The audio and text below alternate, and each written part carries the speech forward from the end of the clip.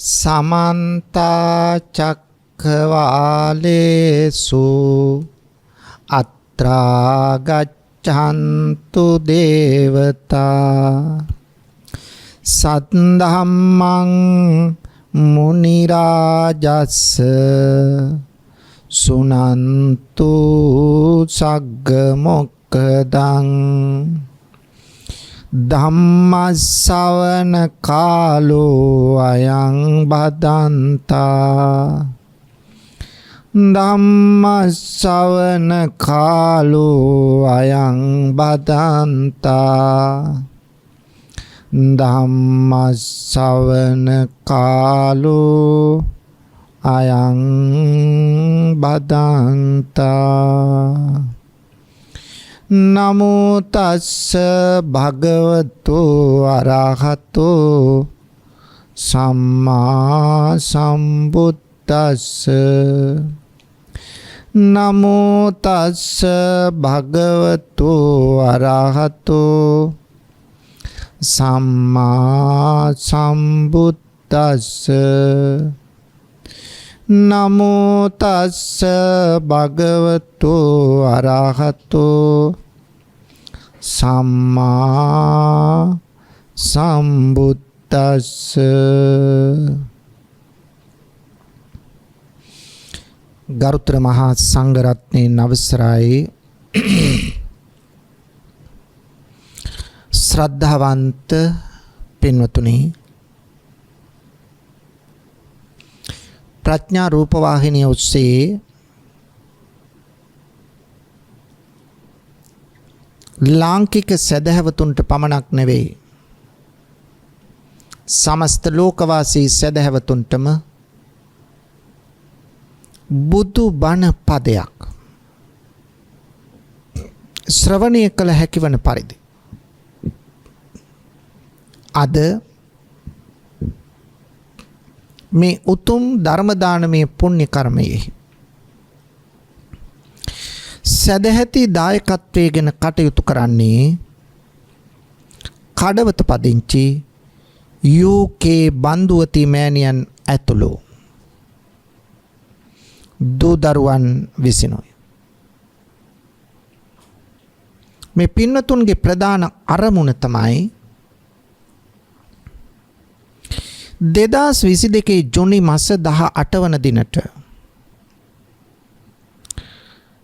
පළමු වන ජන්මදිනයේ යෙදෙන BV ඔනෙල් ගමික පුතණුවන්ට නිදුක් නිරෝගී සුවපත් භාවය ලැබී චිර ජීවනය සැලසේවා කියන ප්‍රාර්ථනාව තමයි මේ පින්වතුන් තුළ පවතින්නේ. ඉතින් මේ චූටි පුතාට තුනුරුවන්ගේ අනන්ත ගුණ බලයෙන් දළදා හාමුදුරුවන්ගේ පිහිටෙන් ජයශ්‍රී මහ බෝසමිඳුන්ගේ ආශිර්වාදයෙන් අපි ප්‍රාර්ථනා කරනවා නිදුක් නිරෝගී බව ලැබේවා, දීර්ඝායුෂ ලැබේවා, වාසනාවන්ත පුණ්‍යවන්ත භාග්‍යවන්ත දීප්තිමත් අනාගතයක් ගොඩනගා ගන්නට මේ ආශිර්වාදය ශක්තියක් වේවායි අපි ප්‍රාර්ථනා කරමු. අප සියලු දෙනාටද නිරෝගී සුවය ලැබේවා, නිර්වාණ අවබෝධය පිණිසම මේ පින් හේතු වේවායි UK බන්දුවති මෑණියන් ඇතුළු පින්වතුන් ප්‍රාර්ථනා කරනවා. මියගිය පේමසිරි වනිගසේකර මහතා දෙමාපියන් ඇතුළු සංසාරගත සියලුම ඥාතීන්ට මේ පින් අනුමෝදන් වේවා. සසර දුක් කෙලවර වී නිර්වාණ අවබෝධය ලැබේවා කියලා ප්‍රාර්ථනා කරනවා. මේ ප්‍රාර්ථනා සිතෙහි තබාගෙන අපි බණ පදයකට අවධානය යොමු කරමු. පින්වතුනි, බණ පදයක් අහනකොට තමයි අපේ ධර්ම ඥානය වැඩෙන්නේ. සිත සංසුන් වෙන්නේ. ඇහුවේ නැති දේවල් දැනගන්නකොට අපි ධර්මයෙන් පෝෂණය වෙනවා. අහපු දේවල් නම් අහන්නේ ඒ දහම් දැනුම වැඩෙනෝ තව තවත්. මතකය මනසේ හොඳින් ස්ථාපිත වෙනවා.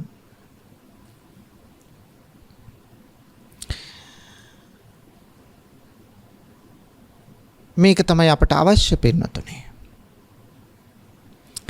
අපිට ඇදතැන් තිබුණ නම් ඒ අහපු දේවල් වල ඒ ඇදතැන් ඍජු වෙනවා. වැරදි තැන් තිබුණ නම් සකස් වෙනවා. සැකතැන් තිබුණ නම් දුරු වෙනවා. කොච්චර මෙහෙවරක් සිද්ධ වෙනවාද බණපදයක් අහනකොට. බහුශ්‍රුත කියන වචනය ඒට අර්ථ ගන්වන්න නම් අපි බණ අහන්න ඕන. බොහෝ ඇසූ පිරූ තැන් ඇති වෙන්නේ ධර්ම ශ්‍රවණයෙන්. අත්‍යවශ්‍ය දෙයක්. පින්නතුනි අපේ හිත හැම වෙලාවෙම එකම විදියට පවතින්නේ නැහැ. හැම මොහොතකම චංචලයි.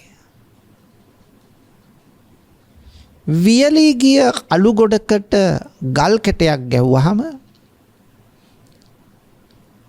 අර අලු ගොඩ විසිරෙන්නේ යම්සේද අපේ හිතත් අරමුණු වල විසිරෙනව පින්නතුනි. හරිම චංචලයි. සෙලවෙන සුළුයි.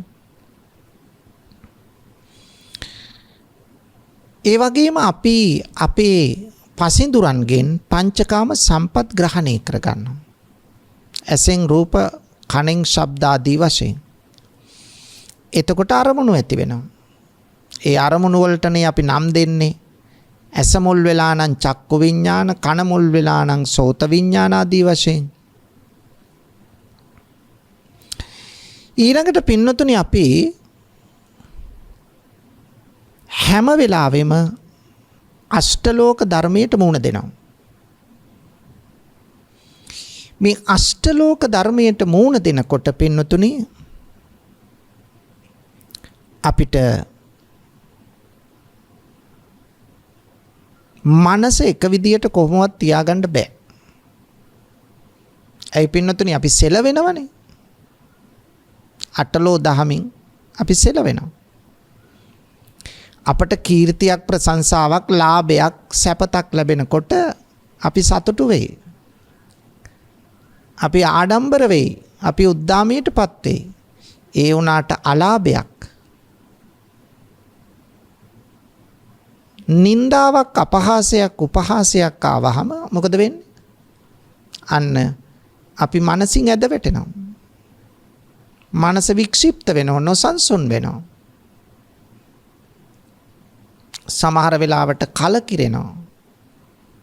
සමහර ප්‍රශ්නාම ජීවිතෙත් එපා වෙනවා. එතකොට ඒ වෙලාවට හිත හදාගන්න තියෙන එකම ඖෂධය ලෝකයේ තියෙන ධර්මයේ පමණයි. එතකොට කෙනෙකුට හිතෙන්න පුළුවන් ධර්මයේ නැති රටවල් ඕන තරම් තියෙනවා. එතකොට ඒ රටවල් වල අය හිත හදාගන්නේ ධර්මයෙන් නෙමෙයිනි කියලා.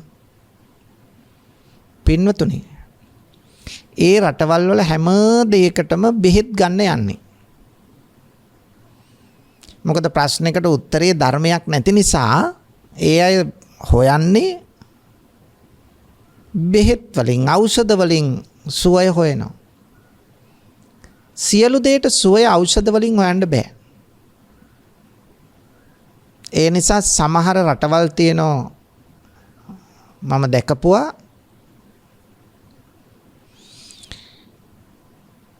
ඒවයි විශාල ගංගාවල් දෙපැත්තේ වැට දාලා තියෙනවා. වැටට උඩින් ලොකු දෙලක් ගහලා තියෙනවා. ඇයි ඒ? අර ප්‍රශ්න ආවහම මිනිස්සුන්ට දරා ගන්න ධර්මයක් නැහැ. හිත හදා ගන්න විදියක් නැහැ. මොකද කරන්නේ? ගිහිල්ලා ගඟට පනිනවා සියදිවි ආනි කරගන්න. ඉතින් බලන්න පින්නතුනි, ඒ ඖෂධ වලින්ම සුවය හොයන අයට වෙන දේ. ඒ නිසා ධර්මය කියන්නේ මහා ඖෂධයක් කියන එක අමතක කරන්න එපා. පින්නතුනි අපි අනවරාග්‍ර සංසාරයක සැරිසරන අයනේ. එතකොට මේ සසර දුක නිවන්න නම් අපට අත්‍යවශ්‍ය දෙයක් තමයි මොකද්ද? සසර දුක නිවාලන්න බණපදයක් අහන්නම ඕන. බණපදයක් අහන්න නැතුව සසර දුක නිවන්න බෑ.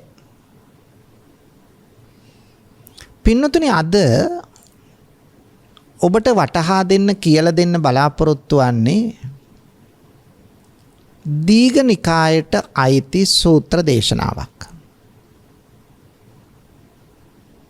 දීඝනිකායේ තියෙනවා සූත්‍රයක්. ඒ සූත්‍රය තමයි සෝන දණ්ඩ සූත්‍රය. සෝන දණ්ඩ සූත්‍ර දේශනාව. සෝන දණ්ඩ කියන්නේ පින්නතුනි බ්‍රාහ්මණෙක්. බලමු එයින් මොකද්ද කියවෙන්නේ කියලා. මේ සූත්‍රය අවසන් වෙනකොට ශ්‍රාවකයාගේ සිත බුදුහාමුදුරුවෝ කොතෙන්ටද ගන්නේ කියලා හොඳට අවධානයෙන් දේශනාව අහන්න පින්නතුනි. ඔබට වැටහෙවි එතකොට කොතෙන්ටද මේ දේශනාවෙන් අපි අරගෙන යන්නේ කියලා. පින්නතුනි බුදුරජාණන් වහන්සේ ජනපද 16ක් තිබුණනේ.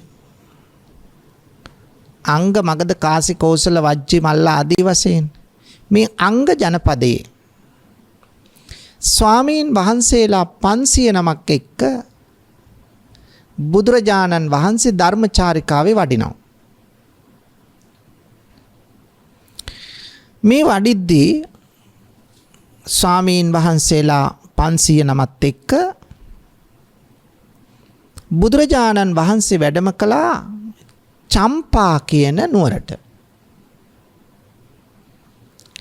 මේ චම්පා නුවර තියෙනවා බොහොම සුප්‍රසිද්ධ පොකුණක්. බොහොම සිත් අලවන චිත්තාකර්ෂණීය පොකුණක්. සිත පහන්වන සිත නිවෙන තැනක්. සමහර තැන් තියෙනෝනේ පින්නතුනි ගංගාවල් තියෙනවා. සමහර ගංගාවල් ළඟට ගියාම හිත නිවෙන්නේ නැහැ. සමහර ගංගාවල් ළඟට ගියාම හිත නිවෙන සුළුයි. දැන් බොහෝ රහතන් වහන්සේලා ওই ගංගාවල් අද්දර අප්‍රමාණව වැඩ සිටියා. ඔබට මතක ඇති අර සප්පක කියන හාමුදුරුවෝ දිනක් අජකරණී කියන නදිය ළඟ සමාධියෙන් වැඩ ඉන්නවා. මෙහෙම ඉන්නකොට ගඟ දිය තුලින් දකිනවා එක දර්ශනයක්. මොකද්ද දර්ශනය? අහසේ වැහි වලාකුළක් මෝදු වෙලා එනවා. වැහි වලාකුළක් මෝදු වෙලා එනකොට අහස කරුවලයි. කළු පාටයි. කුරුල්ලෝ හිතනවා ඒ අඳුරට රෑ වෙලයි කියලා. රෑ වෙලයි කියලා හිතලා පියාසර කරනෝ තමන්ගේ කූඩු කරා. මෙහෙම යන කුරුල්ලන් අතරේ කොකුන් රෑනකුත් යනවා. යනකොට අර ගඟ ඉස්මත්තෙන් පියාසර කරනවා. දැන් පින්නතුනේ කොකුන් සුදු පාටයිනේ. පියාපත් දිගැරියම හොඳටම සුදු පාටයි. අර අහසේ වලාකුළ කළු පාට නිසා ගඟ දිය පත්ල කළු පාටයි. ඒ නිසා උඩින් පියාසර කරන අර මේ කොකුන් කෙකනියන් පියාසර කරන දසුන සුදු පාට පියාපත් නිසා හරි ලස්සනට ගඟ දියෙන් පේනවා. මේක දකින්න සප්පක කියන හාමුදුරුවෝ. උන්වහන්සේ ප්‍රකාශ කරනවා යදා බලාකා සුචි පණ්ඩ රච්චිදා කාලස්ස මේගස්ස බයේන තච්චිතා ඵලේ හීති ආලය මාලයේසිනේ තදා නදී අජකරණී රමේති මං මේ කොකුන් කෙකනියන් පියාසර කරන දසුන දකින සප්පක හාමුදුරුවන්ගේ සිත් ගත්තා කියලා කියනවා. වැහි වලාවක් අහසේ මෝදු වෙලා එනවා. රෑබෝ වී ඇතැයි සිතන කොකුන් කෙකනියන් බියෙන් තම කූඩු කරා පියාසර කරන දසුන දකින සප්පක හාමුදුරුවෝ ගඟදිය තුලින් උන්වහන්සේගේ සිත්ගත් බව සඳහන් කරනවා. ඒ නිසා සමහර ස්ථාන පින්නතුනි සිත සමාධිගත කරගන්න තෝතැන්නක්. අන්න ඒ වගේ තැනක් තමයි මේ චම්පා නුවර මේ පොකුණ. මොකද්ද පොකුණ? ගර්ගරා පොකුණ. මේ ගර්ගරා පොකුණ ළඟ බුදුරජාණන් වහන්සේ තෙන්ට වැඩම කළ රහතන් තවත් ස්වාමීන් වහන්සේලා 500ක් එක වැඩ ඉන්න. මේ දසුන කොච්චරනම් අලංකාර ඇද්ද? බොහෝ ස්වාමීන් වහන්සේලා මේ ස්ථානයේ වැඩ ඉන්න හරි කැමැත්තක් දැක්වුවා. දැන් පින්නතුනි මේ චම්පා නුවර ගර්ගරා පොකුණ ළඟ මේ ස්වාමීන් වහන්සේලා බුද්ධ ප්‍රමුඛ ස්වාමීන් වහන්සේලා වැඩ ඉන්න දසුන ගැන නැත්තම් මේ සිද්ධිය පිළිබඳව මුළු චම්පා නුවරම ආරංචිය පැතිරෙන්න පටන් ගත්තා. මෙන්න මෙහෙම තථාගතයන් වහන්සේ වැඩලා ඉන්නවා. උන්වහන්සේ ලෞතුරා බුද්ධත්වයට පත්වෙච්ච උතුමෙක්. දෙතිස් මහා පුරුෂ ලක්ෂණ වලින් සමන්විත උතුමෙක්. නවාරහාදී බුද්ධ ගුණයන්ගෙන් සමන්විත උතුමෙක්. නිහතමානී ගති ඇති උතුමෙක්. සියලු දෙනාගේම ප්‍රසාදයට පත්වෙච්ච උතුමෙක්. මේ ආදී වශයෙන් බුදුරජාණන් වහන්සේගේ කීර්තිරාවය චම්පා නුවර දසත පැතිරෙන්න පටන් ගත්තා. දැන් මොකද කරන්නේ? මේ ආරංචියට මිනිස්සු වැල නොකැඩී යනවා බුදුරජාණන් වහන්සේ මුණ ගැහෙන්න ගර්ගරා පොකුණ පැත්තට. මේ අතර අන්‍ය ආගමික බ්‍රාහ්මණයොත් ඉන්නවා.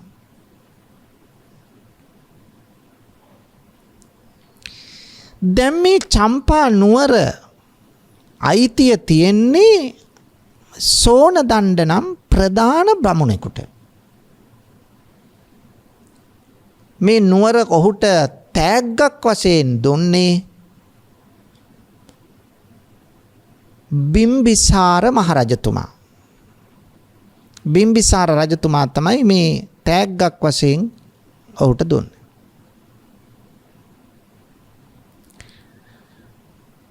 දැන් ඔහුගේ නිවසේ මාලිගාවේ උඩුමහලේ ආහාර අරගෙන දවල් හාන්සි වෙලා ඉන්නවා ජනේලයක් ළඟ. ජනේලෙන් පේනවා මිනිස්සු වැල නොකඩ යනවා මේ ගර්ගරා පොකුණ පැත්තට. ඒ අතර පේනවා බමුණොත් යනවා.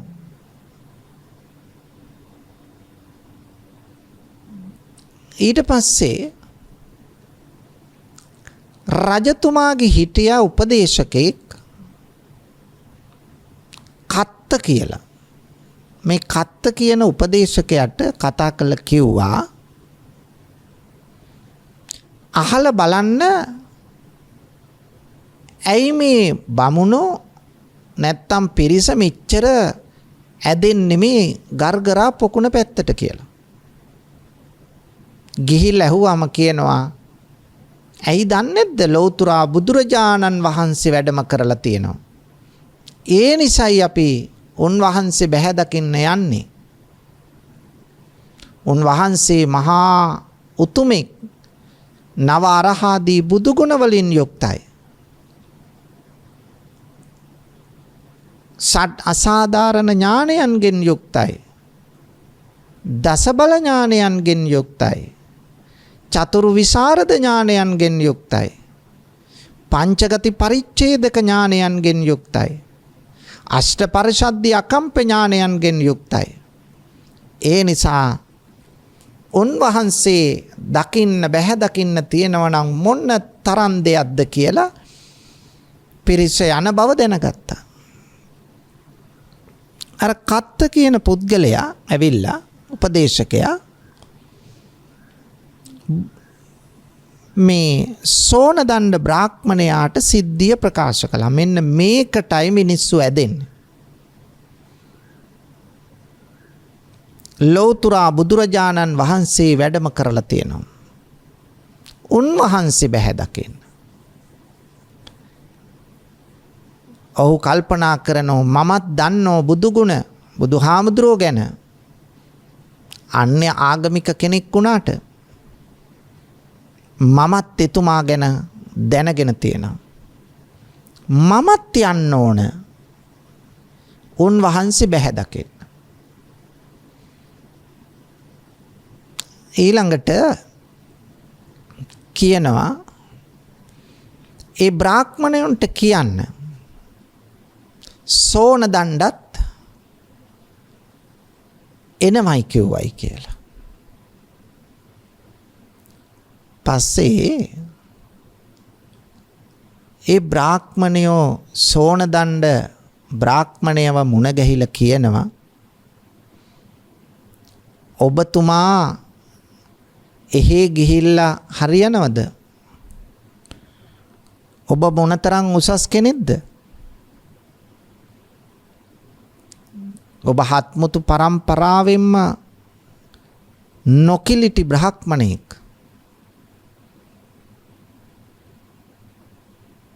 ඔබේ දැනුම අප්‍රමාණයි. ඔබ වේදයේ පරතරට පත් කෙනෙක්.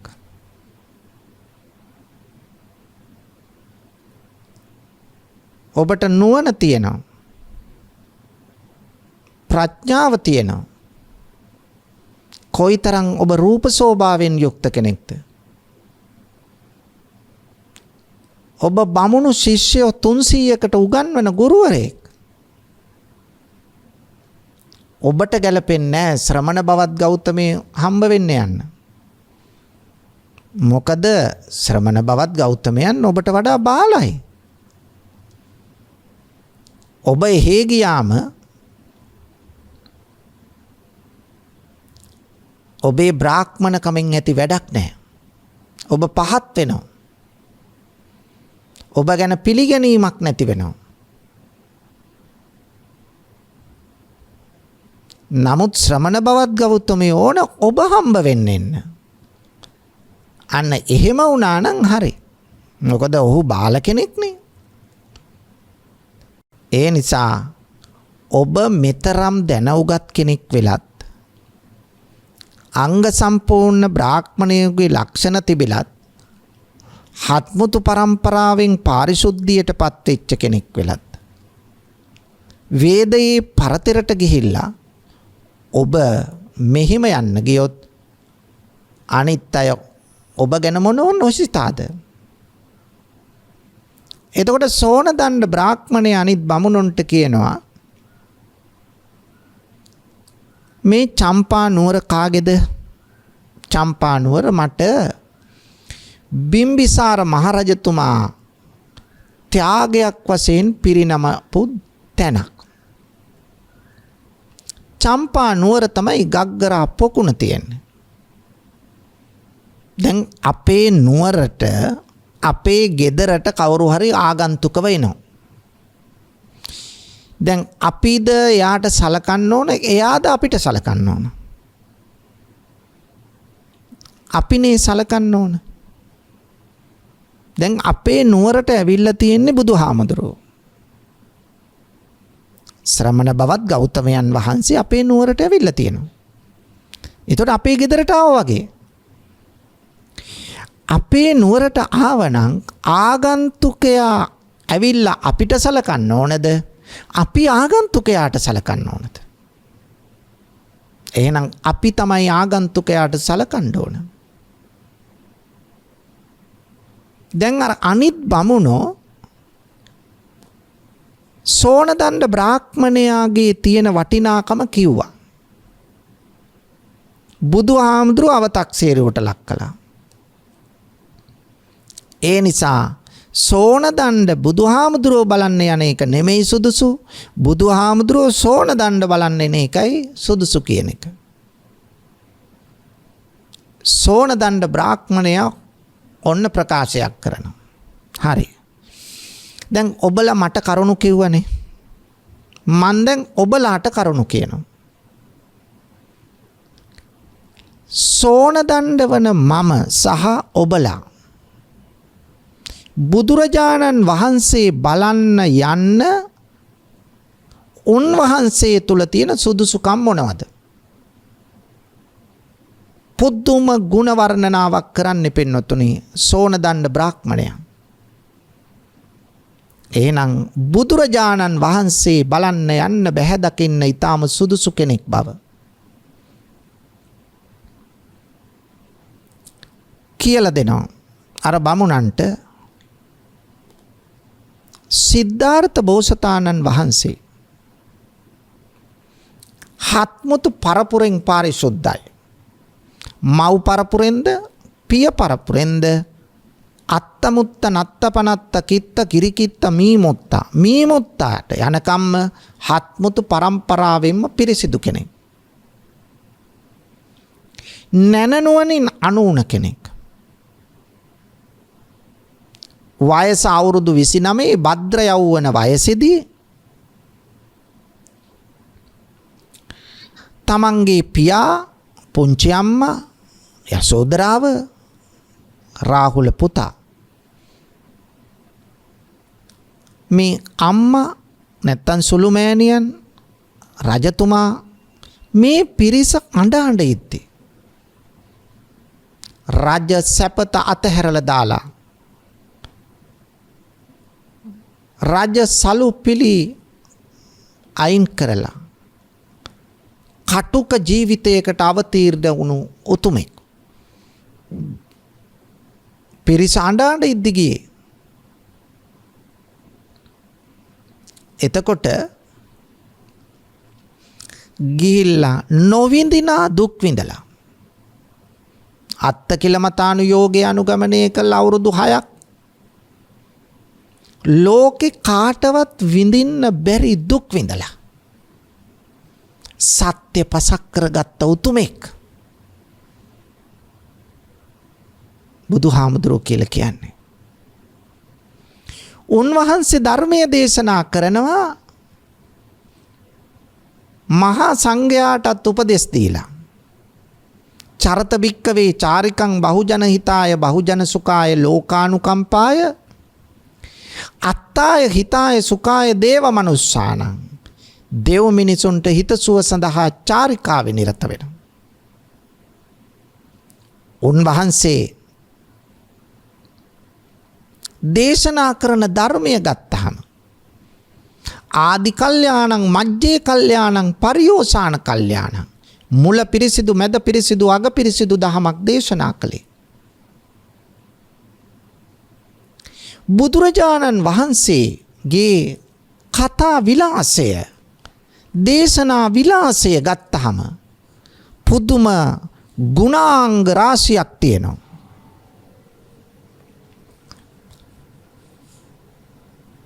බුදුරජාණන් වහන්සේගේ කතා කරන නැත්තම් දේශනාව ගත්තාම මේ වචනයක ගුණාංග 8ක් තියෙනවා. ඒ ගුණාංග අතරේ තියෙනවා එක විස්සට්ට කියන්නේ වචනයක් බුදුහාමුදුරුවෝ භාවිත කරනකොට ඒක දුරට විහිදෙනවා.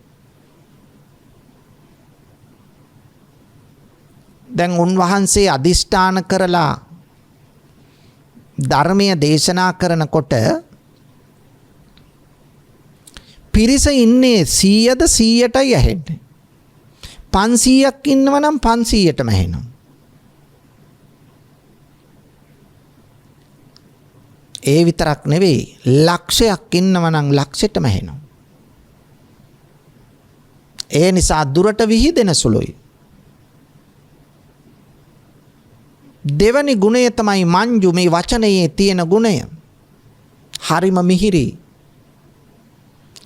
එක වචනයක් ඇහුවහම තව තව අහන්නයි හිතෙන්නේ. බුදුරජාණන් වහන්සේගේ වචනය විඤ්ඤායයි. දැනගන්න හරීම පහසුයි, තේරුම් ගන්න හරීම පහසුයි. භාෂා විලාසය එච්චරට සරලයි. ස්වනීයයි, ශ්‍රවණයට හරිම ප්‍රියයි. කනට මිහිරි, අප්‍රසන්න නෑ. අවිසාරී, ක්‍රමයෙන් පැතිරෙන සුළුයි. අස්සක් මුල්ලක් නෑර ක්‍රමයෙන් පැතිරෙනවා. බින්දු ශබ්ද වීම ඊටාම හොඳින් තියෙනවා. ආයෙත් සෙම පටලවීමක් සාමාන්‍ය මිනිස්සුන්ට වගේ ඒව නෑ. හොද්දට පැහැදිලි. ගම්බීරයි. ඒ වචන ගැඹුරුයි. සරල වගේම දැනෙන සුළුයි. ඒකයි ගැඹුරු කිව්වේ. නින්නාදයි, දෝංකාර දෙනෝ, රාව ප්‍රතිරාව දෙනෝ.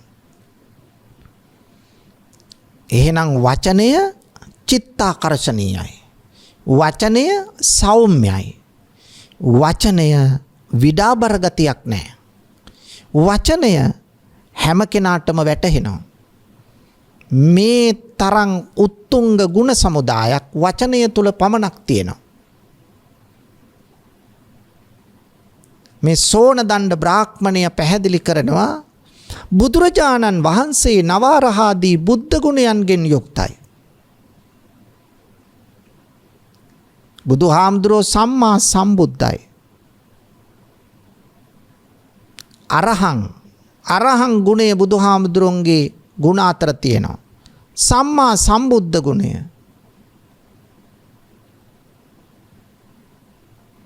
විජ්ජාචරණ සම්පන්නයි. සුගතයි. ලෝකවිදු. අනුත්තර පුරිස ධම්ම සාරති. සත්තා දේව මනුස්සානං බුද්ධෝ භගවා. රහසින් වත්පව් නොකරන උතුමෙක්. සියලු දෙනාගේම ආමිස ප්‍රතිපත්ති පූජාවන්ට සුදුසු උතුමෙක්. සංසාර චක්‍රේ අර බිඳලු උතුමෙක්. අරහං සම්මා සම්බුද්ධයි. දැනගත යුතු දේ දැනගත්තා. පිරිසිඳ දැනගත යුතු දේ දැනගෙන තියෙනවා. දුරු කළ යුතු දේ දුරු කළා. සාක්ෂාත් කළ යුතු දේ සාක්ෂාත් කළා. සම්මා සම්බුද්ධයි. විද්‍යාචරණ සම්පන්නයි. අෂ්ට විද්‍යා 15 චරණ ධර්ම වලින් යුක්තයි බුදුහාමුදුරුවෝ. සුගතයි. උතුම් නිවනට උතුම් ගමන් ඇති ආර්ය අෂ්ටාංගික මාර්ගයේ නම් වූ ගමනේ යෙදෙන උතුම් නිවනට වැඩම කළ උතුමෙක්. ලෝකවිදෝ. උන්වහන්සේ දුක්ඛ සමුදය නිරෝධ මාර්ග චතුරාර්ය සත්‍ය වටහාගත් උතුමෙක්. අනුත්තර පුරිස ධම්ම සාරති. පුරුෂයන් දමනය කිරීමේ අප්‍රමාණ හැකියාවක් තියෙනවා. සත්තා දේව මනුස්සානං දෙව් මිනිසුන්ටම ශාස්ත්‍රූවරයෙක්. බුද්ධෝ බුද්ධයි භගවා. උන්වහන්සේ සසර ගමන දුරු කළ උතුමෙක්. එහෙනම් මේ ගුණයන්ගෙන් යුක්ත උතුමෙක් බුදුරජාණන් වහන්සේ. උන්වහන්සේ දෙතිස් මහා පුරුෂ ලක්ෂණ වලින් සමන්විතයි. උන්වහන්සේට අප්‍රමාණ ඥාන සමුදායක් තියෙනවා. උන්වහන්සේ භද්‍ර යෞවන වයසේ පසුවන කෙනෙක්. උන්වහන්සේ නිහතමානී ගති ඇති කෙනෙක්. මහා කරුණා මහා ප්‍රඥාවෙන් සමන්විත කෙනෙක්. උන්වහන්සේට සම කළ හැකි ලොවේ කිසිවෙක් නෑ. අසම සමයි. සම කරන්න පුළුවන් තවත් බුදුවරයෙකුට විතරයි. බුදුරජාණන් වහන්සේ හරිම ලස්සනයි, සෝභනීයයි. වර්ණය ප්‍රියකරුයි.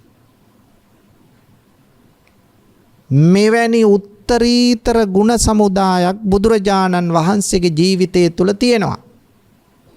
ඔය මම දන්න ටික. කවුද කියන්නේ? මේ සෝන දණ්ඩ බ්‍රාහ්මණයා. අනිත් බමුණන්ට කියනවා. එහෙනම් මෙහෙම ගුණ සමුදායක් තියෙන උතුමෙක් අපි බලන්න එන එකද සුදුසු? අපි උන්වහන්සේ බලන්න යන එකද සුදුසු? එතකොට අනිත් බ්‍රාහ්මණයෝ කියනවා සෝන දණ්ඩ බ්‍රාහ්මණයාට, ඔව් අපි තමයි උන්වහන්සේ බැහැ දකින්න යන්න ඕන. තව දුරටත් සෝන දණ්ඩ බ්‍රාහ්මණය ප්‍රකාශ කරනවා, බ්‍රාහ්මණවරුනි අහගන්න, අපි නෙවෙයි. බිම්බිසාර මහරජතුමා බුදුරජාණන් වහන්සේට ගරු කරන යටහත් පහත් කෙනෙක්.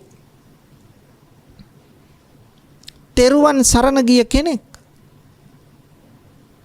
කොසල් මහරජතුමා රාජාණ්ඩු පාලකයෙක්. නමුත් බුදුරජාණන් වහන්සේට තියෙන්නේ අප්‍රමාණ ගෞරවයක්. මේ වගේ රජවරු, සිටුවරු, මැති ඇමතිවරු, බ්‍රාහ්මණයෝ මෙච්චර ගරු කරද්දී ඇයි අපි බලන්න එන්න ඕන, මාව බලන්න එන්න ඕනේ කියලා ඔබ පිරිස හිතන්නේ? එහෙනම් අපි නෙමෙයිද යන්න ඕන? අපි තමයි. මෙහෙම කිව්වට පස්සේ කවුරුත් එකඟ වුණා මේ ගමනට. දැන් ඔන්න සියලු දෙනාම එකතු වෙලා බුදුරජාණන් වහන්සේ බලන්න යනවා. යන ගමන් හැබැයි සෝන දණ්ඩ බ්‍රාහ්මණය මෙහෙම හිතනවා, මම ගියාට පස්සේ මම බුදුරජාණන් වහන්සේගෙන් ප්‍රශ්නයක් අහනවා. ඒ ප්‍රශ්නේ අහුවහම බුදුරජාණන් වහන්සේ මෙහෙම දෙයක් ප්‍රකාශ කළොත් කොහොම දෙයක්ද? බ්‍රාහ්මණය ඔය ප්‍රශ්නේ අහන්න තිබුණේ ඔය විදියට නෙවෙයි. ඕක අහන්න තිබුණේ මෙන්න මෙහෙමයි කියලා කිව්වොත් මට වසලැජ්ජාවක්. එතකොට මට අපේ ඉන්න ගෝල බාල පිරිස මට අපහාස කරනවා. සෝන දණ්ඩට නුවණක් නැහැ. හර්වය අව්‍යක්තයි. විශාරද බවක් නැහැ. ඒ වගේ ප්‍රශ්නයක්වත් අහගන්න දන්නේ නැහැ. දැන් ඔහු තනියෙන් මේ හිතන්නේ. යන ගමන් හිතනෝ දැන් වනාන්තරයේ මැදින් යනකොට. ඊළඟට ආයෙ හිතනවා මම ප්‍රශ්නය අහන්න නැතුව මම ගිහිල්ලා බුදුහාමුදුරුවොත් එක්ක කතා කර කර ඉඳෙද්දී බුදුරජාණන් වහන්සේ මගෙන් ප්‍රශ්නයක් ඇහුවොත් ඒකට මට හරි උත්තරයක් දී ගන්න බැරි වුණොත්, ඒ වෙලාවේ බුදුරජාණන් වහන්සේ මට සියලු දෙනා ඉදිරිපිට කිව්වොත් ඔබ දුන්න උත්තරය ඔහොම නෙමේ දෙන්න තිබුණේ, මෙන්න මේ විදියටයි කියලා ප්‍රකාශ කළොත් මට මහා ලැජ්ජාවක්. මගේ ගෝල බාලයෝ මට කියයි ඔබට ඇහු ප්‍රශ්නයකට හරියට උත්තරයක් දෙන්න තරම්වත් නුවණක් වික්ත බවක් නැහැ.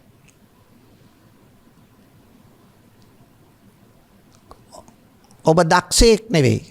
ඔබට නුවණක් නැහැ. මෙන්න මේ විදියට අපහාස කරાવી. එහෙම වුණොත් මම මහා පරිහානියකට ලක් වෙනවා. දැන් මෙහෙම දෙපැත්තෙම දෙගිඩියාවෙන් හිත යනවා. අනේ බුදුහාමුදුරුවෝ මගෙන් ප්‍රශ්නයක් ඇහුවොත් හොඳයි මම දන්න පැත්තකින්. මම අපහසුතාවයට නොවන පැත්තකින්. ඔහොම හිත ගිහිල්ලා ගර්ගර පොකුණ සමීපයට ගිහිල්ලා මේ සෝනදණ්ඩ බ්‍රාහ්මණයා බුදුරජාණන් වහන්සේට වැඳ නමස්කාර කළ සතුටු සාමීචී කතා කරලා පැත්තකින් පසකින් වාඩි වුණා. එකත් පස්සෝ ඉඳගත්තා. තවත් පිරිසක් බුදුරජාණන් වහන්සේට වැඳ නමස්කාර කළ පසකින් වාඩි වුණා. තවත් පිරිසක් තමන්ගේ නම් ගොත් කියලා පැත්තකින් වාඩි වුණා. තවත් පිරිසක් මොකුත් නොකිය නිශ්ශබ්දව ගිහිල්ලා පසකින් වාඩි වුණා. බුදුරජාණන් වහන්සේට පරචිත්ත විඥාන ඥානය තියෙන උතුමෙක්. බුදුහාමුදුරන්ට තේරුණා මේ සෝනදණ්ඩ බ්‍රාහ්මණයාගේ මනසේ ක්‍රියාත්මක වන මේ නොසන්සුන් බව.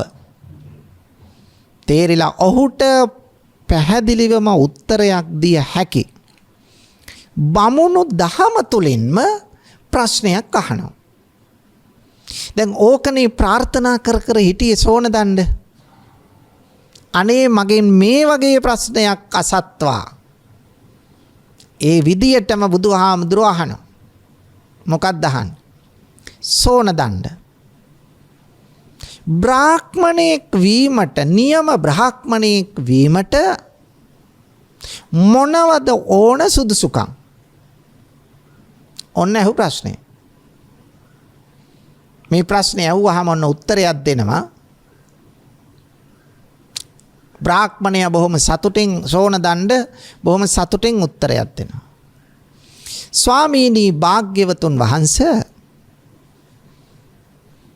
කරුණු 5ක් ඕන නියම බ්‍රාහ්මණයෙක් වෙන්න. ඒ මොකද්ද කරුණු 5? ඒ තමයි හත්මුතු පරම්පරාවෙන් පාරිශුද්ධියට පත් වෙලා තියෙනවා.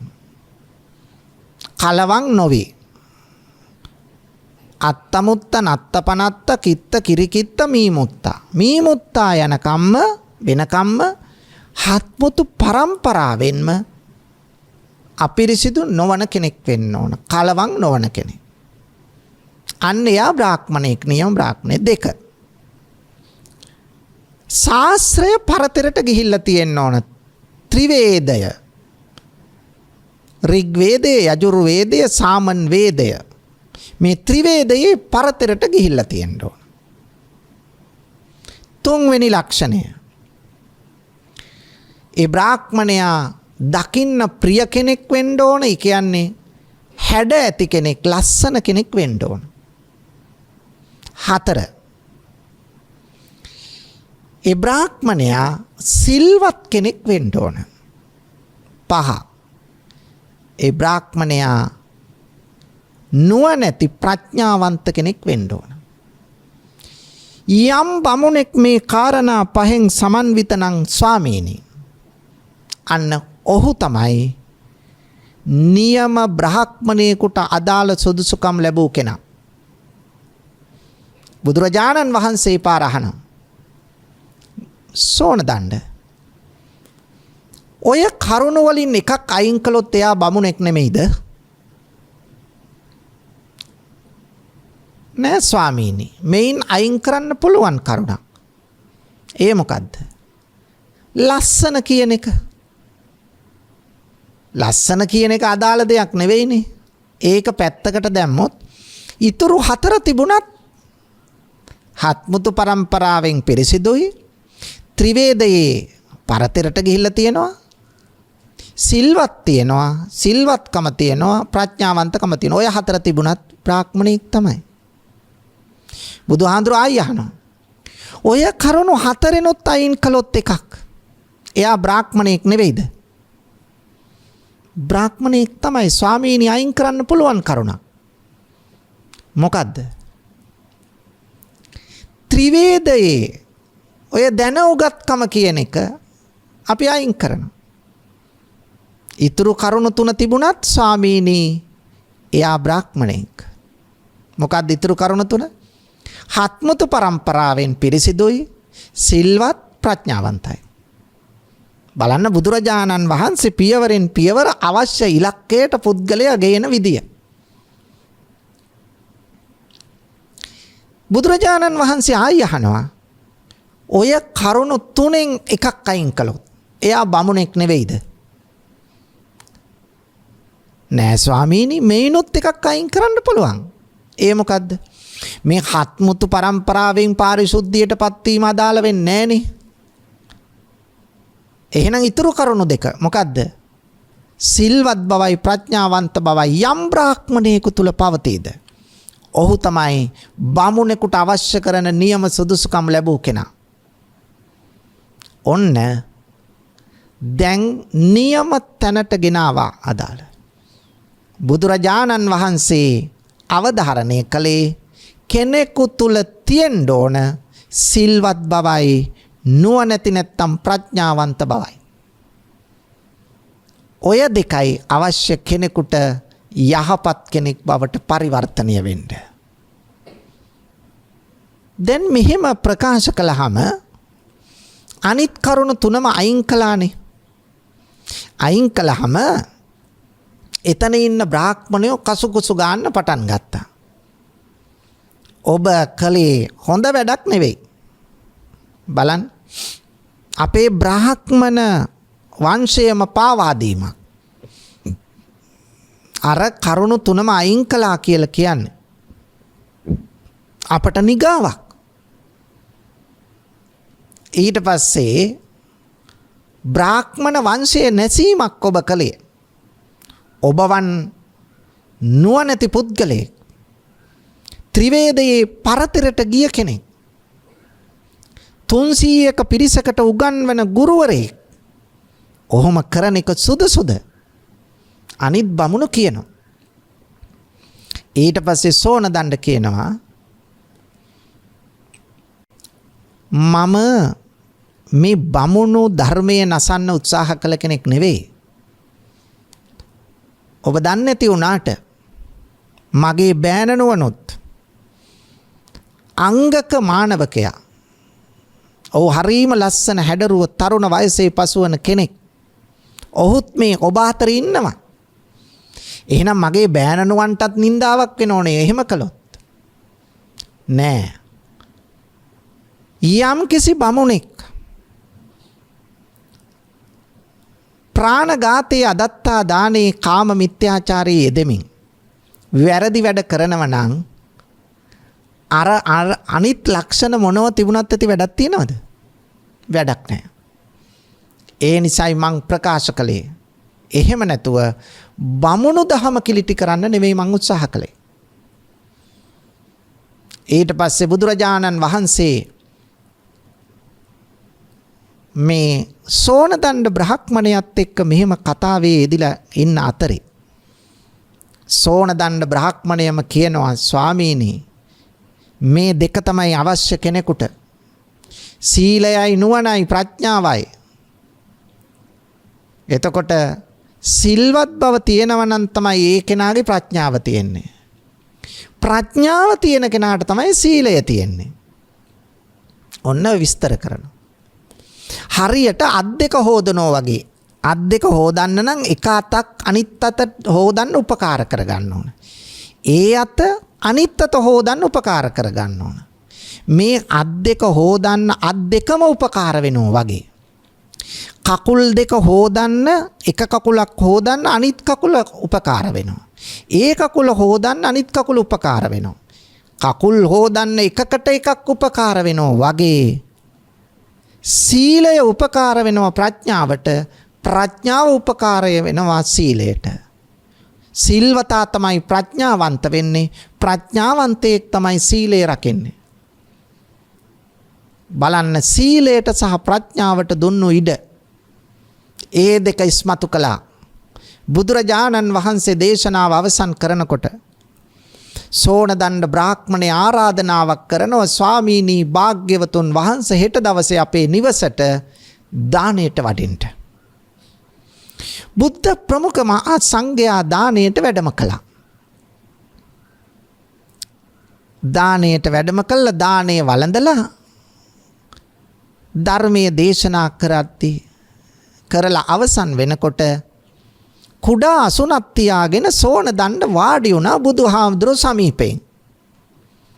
වාඩි වෙලා කියනවා ස්වාමීනි භාග්‍යවතුන් වහන්සේ මම බමුණන්ගේ නායකයනේ. මම 300කට උගන්වන ගුරුවරයෙක්. ඒ නිසා මට ප්‍රශ්නයක් තියෙනවා. ස්වාමීනි මම බුදුරජාණන් වහන්සේ වඩින වෙලාවකදී සෙනග මැදදී ආසනයෙන් නැගිටලා වන්දනා නොකරට මම ගැන අහිතක් හිතන්න එපා. මොකද අනිත් අය මට එහෙම කළොත් නිඳා කරනවා.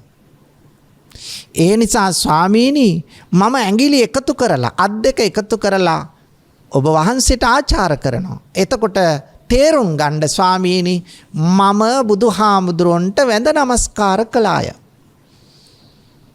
ඔන්න බලන්න පින්නතුනි මේ කරන ප්‍රකාශය.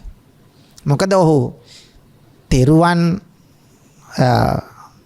වැඳලා තෙරුවන්ගේ උපාසකයෙක් බවට පත් වුණා. හැබැයි බමුණු දහමත් ආරක්ෂා කරගෙන යනවා දැන්. නැත්තම් ඔහුට වාසය කරන්න බැරි වෙනවා.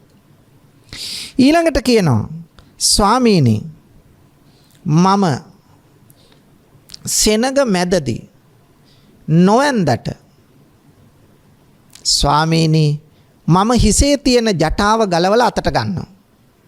අන්නේ හිසේ තියෙන ජටාව ගලවලා අතට ගත්තොත් බුදුරජාණන් වහන්සේ තේරුම් ගන්න මම බුදුහාමුදුරන්ට වැඳ නමස්කාර කිරීම තමයි ඒ කලේ. තුන්වෙනි කරුණ ස්වාමීනි භාග්‍යවතුන් වහන්සේ මම අශ්ව කරත් එක යද්දී මගේ අතේ තියෙන කෙවිත බුදුරජාණන් වහන්සේ දැක්කම මං කරත්තෙන් බහින්නේ නැහැ. හැබැයි මං කෙවිත පාත් කරනවා. කෙවිත පාත් කරාම බුදුරජාණන් වහන්සේ තේරුම් ගන්න මම ඒ බුදුහාමුදුරන්ට වන්දනා කළාය කියලා. හතරවෙනි කාරණය ස්වාමීනි භාග්‍යවතුන් වහන්සේ මම රථයක ගමන් කරද්දී මං කුඩේ ඉහලාගෙන යන්නේ. බුදුරජාණන් වහන්සේ දැක්කොත් මං ඒයින් බිමට බහින්නේ නැහැ. හැබැයි මං කුඩේ පැත්තකට පාත් කරනවා. එතකොට බුදුරජාණන් වහන්සේ තේරුම් ගන්න මම වැඳ නමස්කාර කළාය කියලා. බලන්න බුදුරජාණන් වහන්සේ එය තේරුම් අරගෙන එයටද ඉඩක් දුන්නා. පින්නතුනේ මේ සූත්‍ර දේශනාව අවසන් වෙනකොට බොහොම දීර්ඝ සූත්‍රයක්.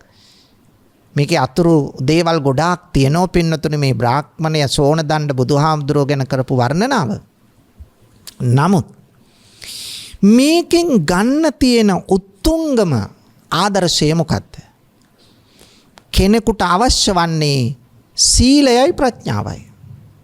එහෙනම් සිල්වත් වෙන කෙනා ප්‍රඥාවන්තයෙක්, ප්‍රඥාවන්ත වෙන කෙනා සීලවන්තයෙක්.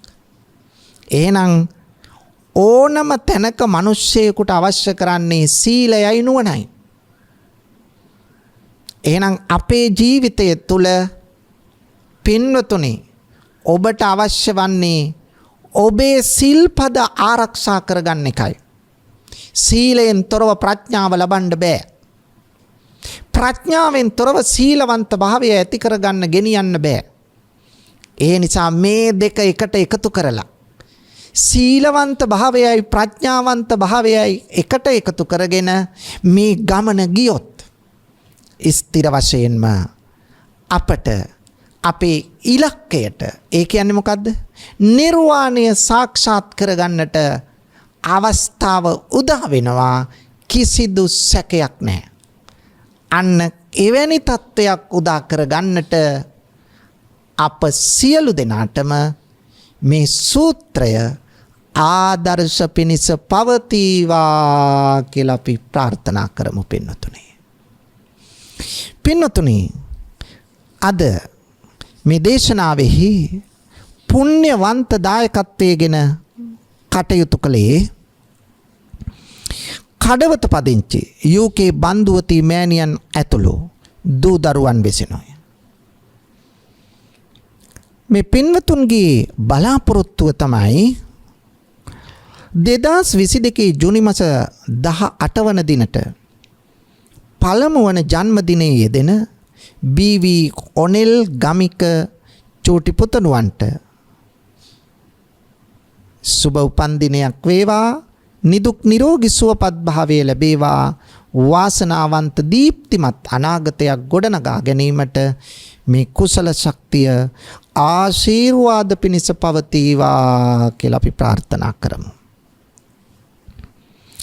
ඒ වගේම පවුලේ සියලු දෙනාටම UK බන්දුවති මෑණියන් ඇතුළු පවුලේ හැම කෙනෙකුටම නිදුක් නිරෝගී බව ලැබේවා, දීර්ඝායුෂ ලැබේවායි අපි ප්‍රාර්ථනා කරනවා.